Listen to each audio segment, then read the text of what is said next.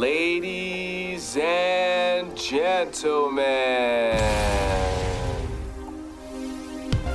Ladies and gentlemen, you're watching GEEKCASTER, everything sci-fi, fantasy, geek culture, pop culture commentary.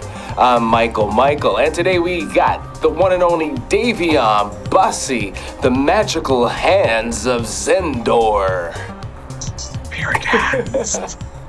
How you doing, Dayveonne? I'm good, bro. How you doing? Man, it's a new year, and a lot of things are popping. Yes. Well, good and bad. Good and bad. You know what? It's award season, and there are a bunch of, let's see. We got The Bear, Atlanta, Kindred, Banner of Heaven, The Patient, What We Do in the Shadows, The Old Men. There are a bunch of TV shows that are hitting up and getting all these awards or nominations. So I think it's going to be fun. This is a really good time for content. The writers definitely, versus 10 years ago to now, even 5 years ago, there's this desire to have better scripts and tell better stories, as well as diversity and showing multiple cultures being represented. So I think it's super exciting. How are you viewing going from the 2022 into 2023 as far as content? Well, I do see there's a lot of content that is going to be, especially in the film realm. Mm-hmm. Like, we got a lot. Well, Meg just came out. Oh, Megan. Yes, I just saw that last night. And I didn't see it. I want to see this so bad. Yeah. I did see Silent Night. Okay. But that was before 2023. Okay. So there are upcoming films that are coming out, which is Cocaine Bear. Oh, yeah, that's supposed to be based on a true story. Right. Mm-hmm. Then we have Magic Mike making a comeback. Magic Mike, yep. Ant-Man and the Wasp. Okay. Quantumania, which is coming out February 17th. Wow. So you know theaters are going to be packed about that one. Yeah. Creed 3 in March. Right. Scream 6. Another Scream. Of course, right back to back. Wow. And guess what? They were shooting when we had that Halloween party. Oh, wow. The one that we threw in the city. Exactly. Nice. And then we got Shazam. Then we got John Wick coming out in March. Looking forward to that. March is fully loaded this year. And this is very rare. That is rare, because usually they hold out for the summer blockbusters and the things. Yeah. Because you're talking about Creed 3, Scream 6, Shazam, Fury of the Gods, and talking about John Wick 4. Then you have Dungeons and Dragons. All these elements are involved. Gotcha. Then April, we got the Super Mario Brothers. Interesting. Okay. You know, so there is a huge lineup of films that's coming this year. Like, even for summer and fall, we're looking at Barbie, The Marvels. Wow. Teenage Mutant Ninja Turtles. Meg. Let's see. Hold on a second. Wow. This is a lot. This is good. This is really good. Now, there are rumors that Marvel is losing steam. Have you seen any of that online? I did hear about that because of what happened last year with a lot of their films, like Thor: Love and Thunder was a huge disappointment to a lot of people. There's another The Eternals was a huge disappointment. That was huge. As well. I can't say I can't say too much about these films because they do have some type of connection, but you just have to sit back and see where Marvel goes from here. Right. Now we have the Guardians of the Galaxy that's coming out this year, which is going to be very interesting because that's James Gunn's last time working with the Marvel Cinematic Universe. Right, because he's going to DC. Right. And James Gunn, if you're watching this, you know why I keep promoting you. You know why I keep promoting you. Let's do it. Let's cast the brother. Let's go. You know? Let's go. Do I have to make my argument? I don't have to make my argument. You don't. But there is some good films coming out this year. They're making a remake of The Exorcist. And very big on horror this year. Right. Yeah. I mean, even if you look at the streaming, they've been putting out, like on Netflix, I would say Amazon Prime, a lot of old films, but a lot of horror old films that now I guess they got the rights to stream, even if it's just a temporary time. But that engine is definitely going. You could see. But also, horror does really well this time of year. Yeah. Believe it or not, from Christmas to Valentine's Day does really well. You figured it'd be like, oh, Halloween, yes. And like Halloween is like that kickoff. And right about now, it kind of trails down. But people are really into horror in this weird time of year. So that made sense. But I like what you mentioned, all these things coming out in March, which normally would happen at the tail end of spring, because maybe they just didn't have enough to be that summer blockbuster, but they think it's going to do really well. Positioning is usually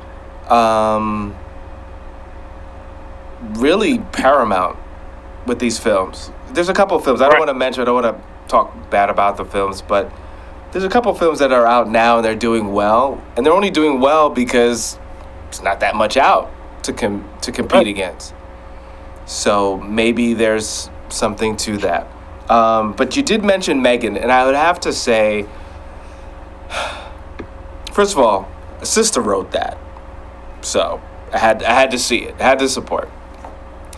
I like the banter. I like some of the information as far as the writing. I think the writing is good, especially when we've seen this a million of times. Technology, and then technology goes haywire and blah, blah, blah. We've seen so many movies with dolls, but I have to say I do appreciate this film. I do appreciate what was done, and I would say see it. Megan's a seer. Yeah. So you wasn't hypnotized with the dance? That was hilarious. There are things in this that I'm like, but I still would say I don't think it's a loss. You know, there's a couple. It's well worth. I think Dayton. So I saw this in the comfort of being home. And I think when you watch something home versus you got to find parking, you got to pay $80 for popcorn, I think the bar gets a lot higher. For instance, Avatar. I saw the latest Avatar. I was very upset. Very upset. But because I saw it in the comfort of my home, the bar was a little lower. But if I went out and had to find parking and all this other stuff, I would have been very upset. Did you enjoy Avatar? I didn't even watch it because I didn't even see the first one. Wow, that's interesting. Yeah, I was. Yeah.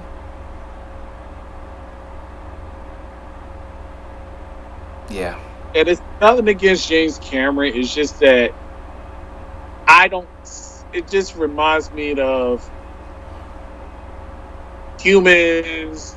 It just reminds me of modern day or back in the day, slavery, or when colonizers try to take over America. This time it's colonizers trying to take over water. Yeah. Yeah. Yeah. I mean, because there were certain...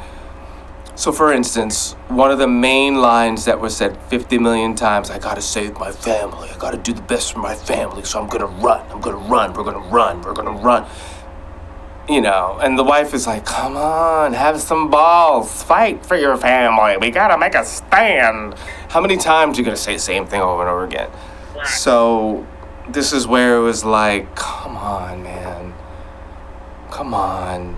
You know, and then all of a sudden, I felt halfway in the movie, we were watching Free Willy.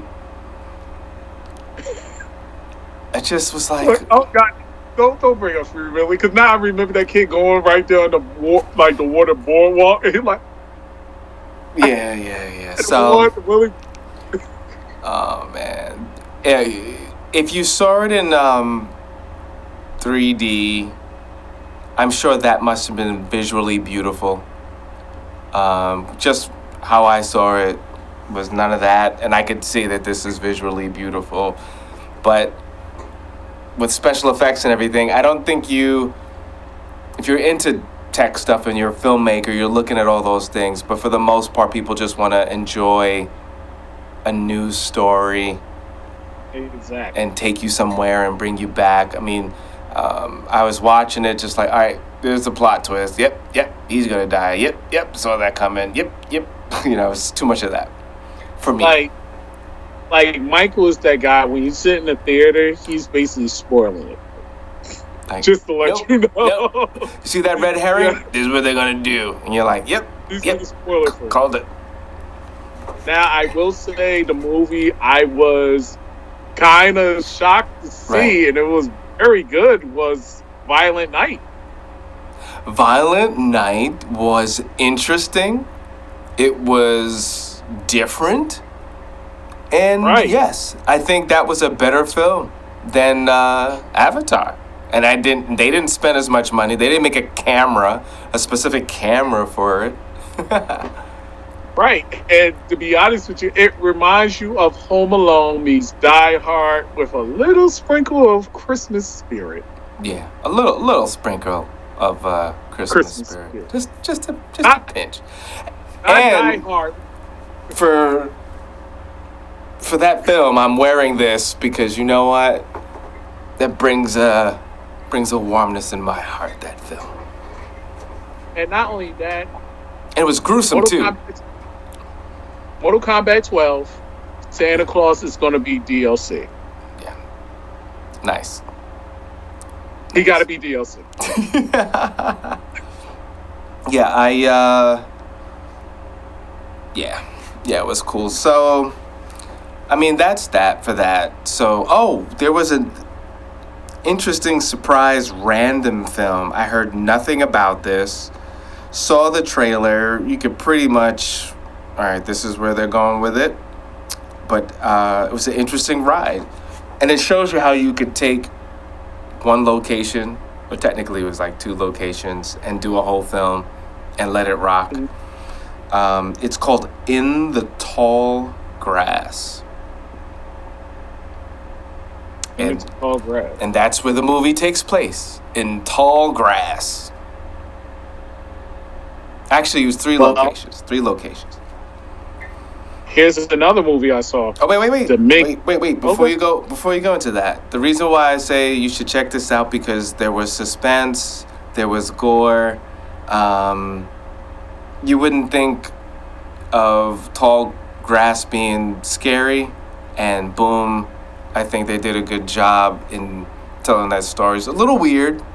Some things, like, logically don't make sense. I wouldn't say it's a 5 out of 5 stars, but if you got nothing to do, again, in the comfort of your own space, wherever that is, I would, not bad, not too shabby. Not too shabby. I really would you like to see it, because I'm curious, and we could talk about another episode, but I'm curious if you'd be like, because I think you're either going to like it or not like it. I'm right in the middle. You think I'm in between? You're not sure yet? Yeah, I think you're gonna pick a side real fast. Okay. So in the tall grass, but yes, there was something else you wanted to bring up. And a movie called The Menu. I saw The Menu. Nice. And that film was very intense in a psychological way. And I had gave it a review on my Facebook. I had to give it props because I never watched a film like that, and I was really intrigued. Wait, this is the one with the chef, right? Correct. Yes. It was. Did you see the trailer in the movie theater first? Yes. It was weird because it's one of those trailers where you're like, I see what's happening here. I know what's gonna happen. And then when you see the film, it's totally the opposite. You don't.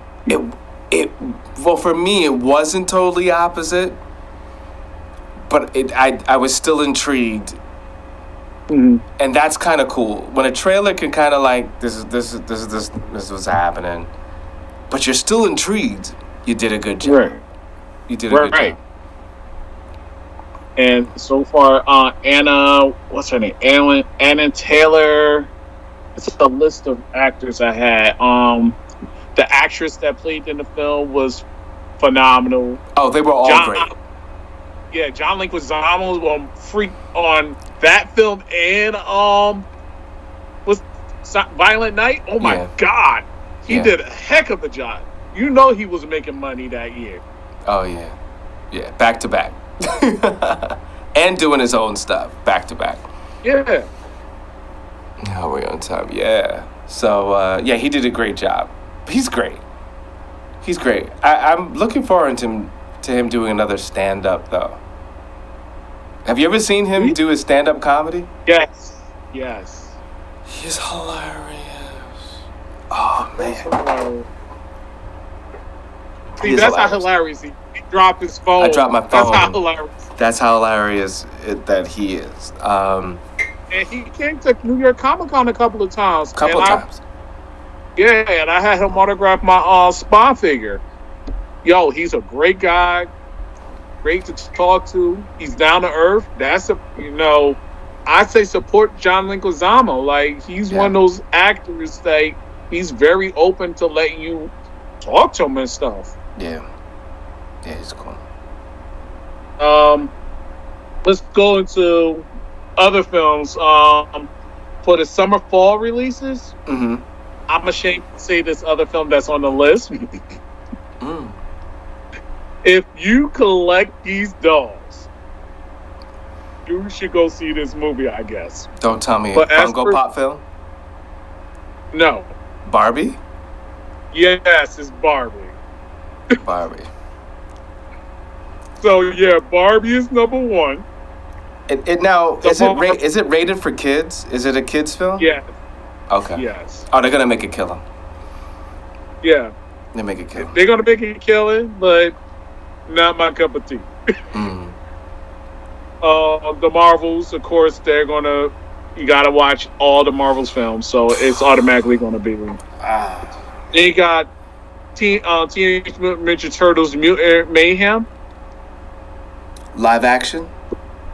I have no idea. That's the question. I don't know if it's going to be live action or is it going to be CGI. That's a good question because we don't know too much about it, but that's coming out in August 4th. My bad. August 4th. Meg, that's why I'm getting it confused. Meg 2, the Shark.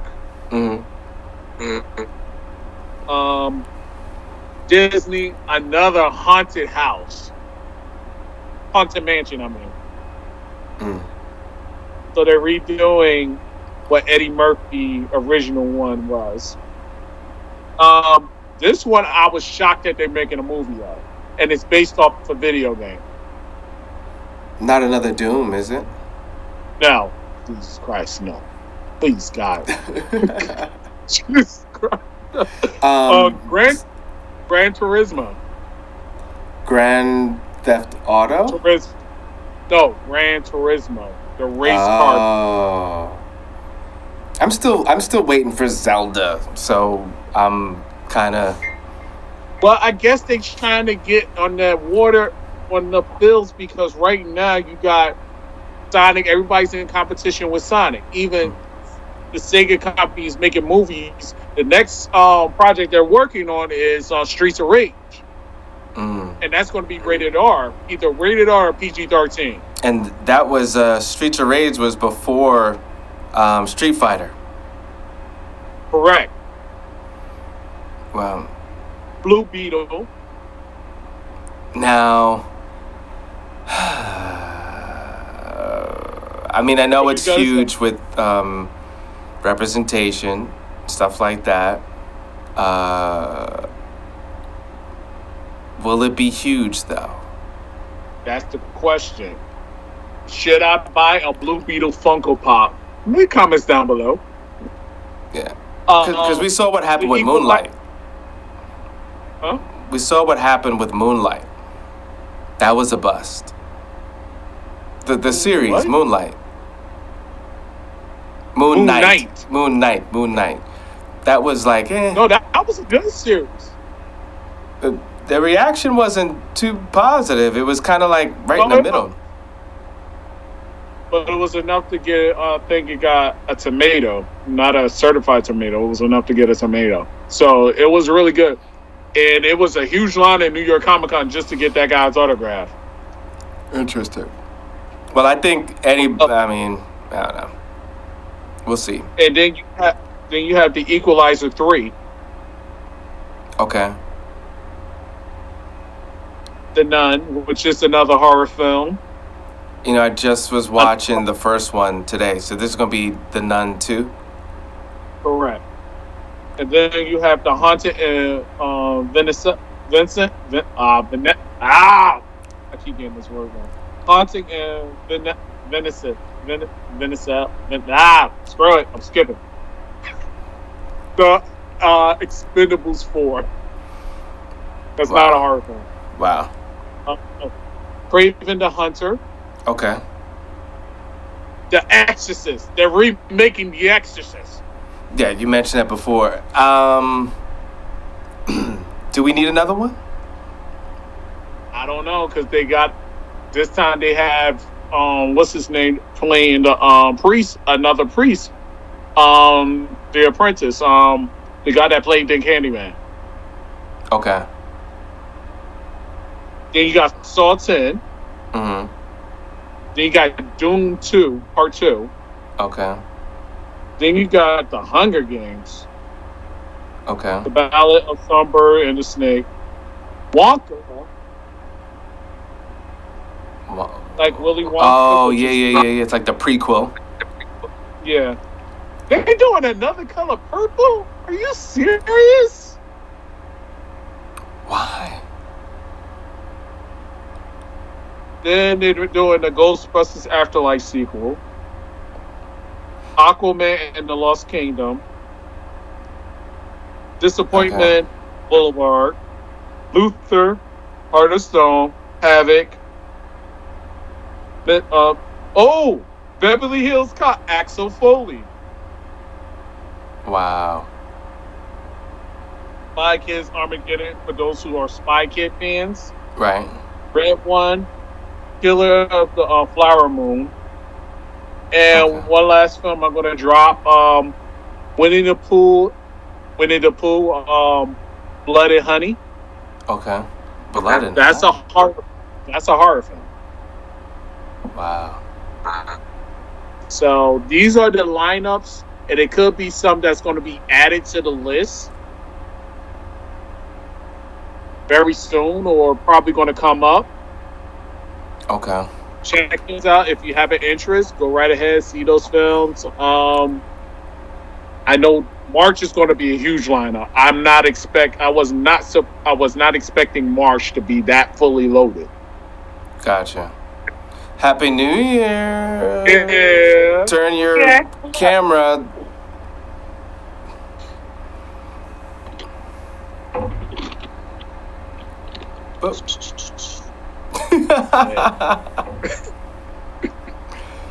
Ladies and gentlemen, welcome back to the studio, Phoenix Sparks. Cool. So this is our last segment. We have 5 minutes left. Phoenix, gadgets. Yeah. Give us our New Year's spread. What is new for 2023? What should we have picked up the last month of 2022? Well, if you haven't noticed, the phones are only getting bigger and more advanced. It's basically like a small computer or tablet. I'm really a big fan of the flips or the fold. The fold is the one where it's like kind of opens like this, and it's kind of a pricey phone. It's closer to $2,000, but from the people I've talked to personally own it, could be really great if you're maybe an on the go business person, or even if you just like that large screen. And I would definitely say the newest AirPods are great. But sorry, I just dropped in. I was like out here doing a bunch of work today, so unfortunately my schedule was pretty crazy. You look great. Happy New Year. Happy New Year. With that leopard jacket on, I ain't know whether that was a leopard suit or a leopard jacket. Rockstar. You know what's interesting? You mentioned the earpods. Mm-hmm. They're making them better and better and better, but there's no hoopla over it. You know? There's not a lot of like people getting super excited. You're good. You don't have to change it. You're good. It looks good. Okay. Yeah. Wonderful. Yeah. I think, my bias comes from just being a music, person, an audiophile. I just wanting to have those with a lot of them have the assistants built in with the noise canceling. Right. And I don't know, I see value in that, or even if you've looked into the smart glasses. Right. No, there's definitely value. Tech, as a pet owner, I would say, speaking of which, the newest like auto feeders, fountains, and litter boxes have definitely made tons of people's lives easier. But there's even more bougie items like the air purifiers, or kind of like super high tech comfort pods, if you will. So. No, yeah. I mean, the pet stuff is like amazing what they're coming out with these days, and I'm definitely interested in that feeder. They have them where the pets can interact with it. I think you could see them and talk to them, and like that's crazy. And talk back like a whole speaker system and say good dog for eating, and that's crazy. Yeah, mine has a sensors and a speaker and weight sense. It's ridiculous. Wow. Nah, that's cool. So in the next couple weeks to come, folks, we're definitely gonna do a deeper dive, but hopefully you were able to find out not only the gadgets, thanks to Phoenix Sparks, but also these are the movies coming out this spring, these are movies coming out this summer, and we're gonna talk about it. And we definitely want some comments, definitely want us to give us feedback, and we will continue giving you what you like. Thank you for watching GEEKCASTER. Have a good night. And everybody, give everybody your social media. Dayveonne Bussey on Instagram, Facebook. Shamal Williams Show on Twitter and also Twitch. Phoenix Sparks _official on Instagram, Twitch, and I think we're on Twitter now too. Cool. I'm Michael7 Michael on IG. That's Michael, the number 7, and then Michael. Of course, you can go to GeekCaster.com, GeekCaster on IG, and you're watching GeekCaster.